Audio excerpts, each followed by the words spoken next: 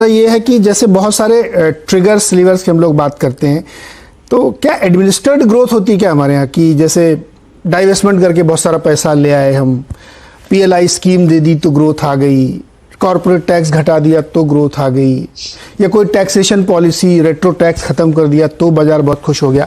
Intrinsic growth पे नहीं होता क्या हमारे यहाँ कुछ? इससे क्या होता है सारा, अगर आप देखें यहाँ पे धंधा करना कितना मुश्किल है भारत में। फैक्ट्री चला के आप देखिए, छोटी दुकान चला के देखिए, आप पता लगेगा कितने इंस्पेक्टर्स आते हैं, कितने लोग आते हैं आपसे पैसा मांगने।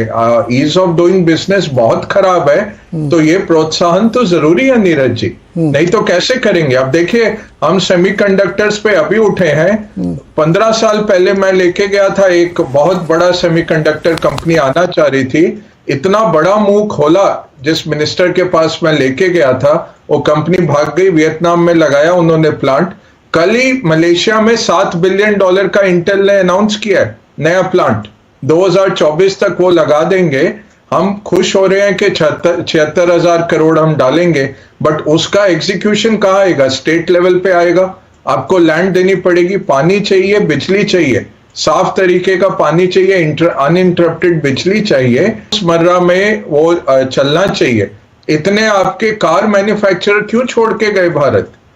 तो ये मैं कहूंगा, हम जो देते हैं वो बहुत कम है, बहुत और देना चाहिए, तभी निवेश आएगा भारत के अंदर। बांग्लादेश का पूरा आप देखिए कैसे वो टेक्सटाइल हब बन गया। भारत के पास कॉटन भी थी, भारत ट्रेडिशनल लीडर था टेक्सटाइल में, बट हमारे पॉलिसीज ऐसे रहे, अब वो बांग्लादेश हमारे से ज्यादा एक्सपोर्ट कर रहा है। तो ये मैं बिल्कुल सहमत नहीं हूं कि ये बहुत हम कर रहे हैं या कुछ, ये तो बहुत पहले होना चाहिए था, दशकों पहले होना चाहिए था। जो भी कर रहे हैं बहुत लेट हो रहा है और बहुत अच्छा है, करें, बट बहुत ज्यादा और जरूरी भी है नीरज जी। होगी तो नए साल में होगी। अभी प्रॉफिट बुकिंग है और इवन लॉस बुकिंग भी है, क्योंकि टैक्स आ जाता है तो लॉस भी बुक कर देते हैं। बहुत कंपनीज जो यूएस कंपनीज में लॉस आ गया है 50-60%, वो भी बुक कर लिया ताकि टैक्स नलीफाई हो जाए। नए साल में फ्रेश पिक्चर आती है, तो इंडियन ग्रोथ स्टोरी इंटैक्ट है। और समझदारी से एफआईआई देखिए फ्लेवर गेज कर लेते हैं और फ्लेवर देख करके जाते हैं कि अब किस सेक्टर में जाना है। तो इंडियन सेक्टर में वैल्यूएशन दिखता है पॉकेट्स में, उन पॉकेट्स में वैल्यूएशन बढ़ेगा।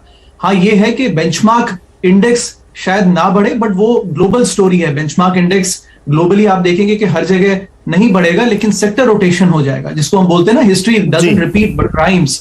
सो देखिए, फॉल भी हो रहा है, लेकिन इस बार एग्जैक्टली वैसे फॉल्स नहीं होंगे जैसे पहले हुए हैं। और कोई एक्सीडेंट की मुझे अभी उम्मीद नहीं है, बिकॉज देखिए बैंक्स और कंट्रीज और गवर्नमेंट सब सिंक में चल रहे हैं और बड़े कॉशियस हैं और सब बड़ी समझदारी से चल रहे हैं। तो अभी सब लोगों को ये कॉन्फिडेंस है कि ये कोई सडन क्रैश नहीं होने देंगे। अब हम पिछले कुछ क्रैशेस देख करके मार्केट्स और गवर्नमेंट्स और फेडरल बैंक्स और रिजर्व बैंक समझदार हो गए और उनको पता है कि क्या स्टेप्स लेने हैं। तो देखिए, मुझे कोई एक्सीडेंट दिखता नहीं है और एफआईआई वापस आएंगे। बट हाँ, ये जरूर है कि लॉन्ग टर्म में वो एक देखना पड़ेगा कि जीडीपी ग्रो करना चाहिए, नहीं तो मार्केट कैप में अगर आप सिर्फ पैसा पंप करते रहेंगे और एसआईपी आते रहेंगे और एफआईआई भी आ जाएंगे, तो देखिए कहीं ना कहीं वो उस क्रेजीनेस को किसी को तो कहना पड़ेगा कि देखिए ये ज्यादा हो रहा है। नहीं, वो कभी नहीं, और उसको आपको मैच करना पड़ेगा, उस पर तो कोई डिसएग्रीमेंट किसी का हो ही नहीं सकता।